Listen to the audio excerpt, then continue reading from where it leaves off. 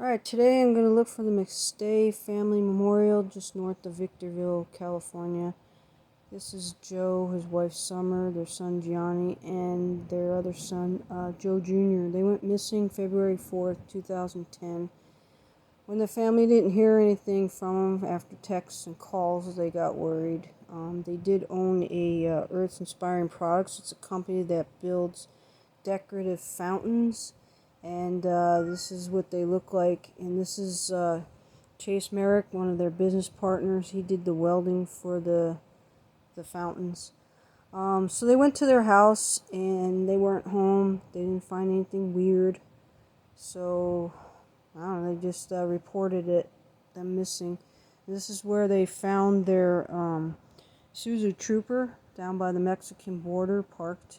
And they did investigating and they found a surveillance camera that showed a family of four that kind of resembles them going over the Mexican border. But in 2013 of November 11th, a bike rider was riding his bike and he found a skull. So he called it in and they found the bodies, and they were all bludgeoned to death with a sledgehammer that was pretty close to this one. And after a while, in 2014, they arrested the business partner, Chase Merrick, for the murders. They also had a partner called Dan Cavanaugh, who was a website designer for the company, and he decided he needed 50% of all the profits since his website got all the business. And I think this guy's a little strange and might have had something to do with it.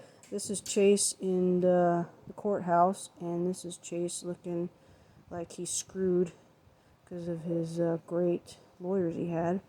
So he was sentenced to death row, and he's now sitting in San Quentin trying to appeal.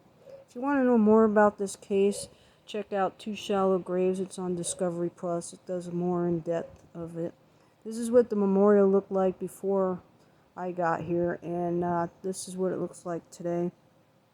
I'm glad it's still here because I didn't think anything would be here. I was hoping the crosses would be here because I kind of like that a lot better. But they're gone, and somebody redid it, and this is, I think it was just done like a couple years ago. So this is where the memorial is, and the bodies were more to the right and the left in shallow graves.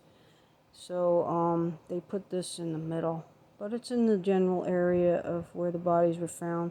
The family is now buried in Orange County, California, and I guess it might be a mass grave because I saw a picture of the grave and it had all four of their names on it, so they might have put them all in one. I'm not sure, but this is it, and this is where Summer's cross was, and this is where Joe's was.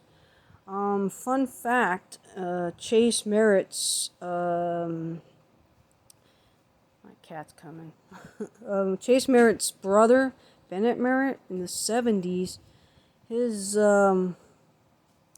brother was arrested for being a hillside strangler.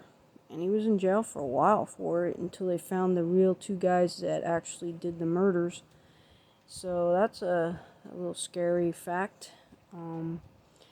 So, also, that all this money was stolen from the company. Chase wrote checks and stuff, thousands, because he had a gambling problem.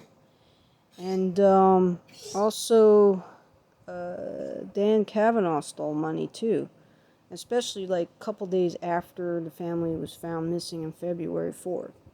And he was a computer guy, so you never know. So up above here, I'm going to show you the cell tower, which is right up on top of that mountain. That's what pinged, the tower pinged Chase's phone, that he was in this area.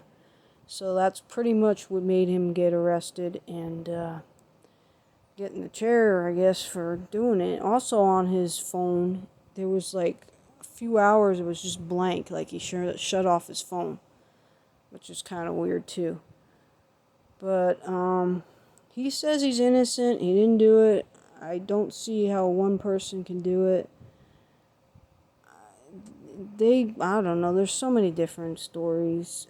But they did arrest him, and the jury, that's my dog, don't worry about her. The jury did convict him and they gave him death penalty, so unless he can appeal it, get better lawyers, he's done for this trial and for the murders.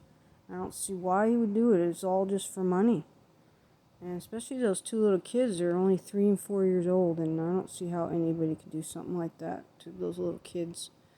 Maybe because they would have known who he was, because he was his best friend, Joe's, and they would have told, yeah, Uncle Chase killed Mommy and Daddy.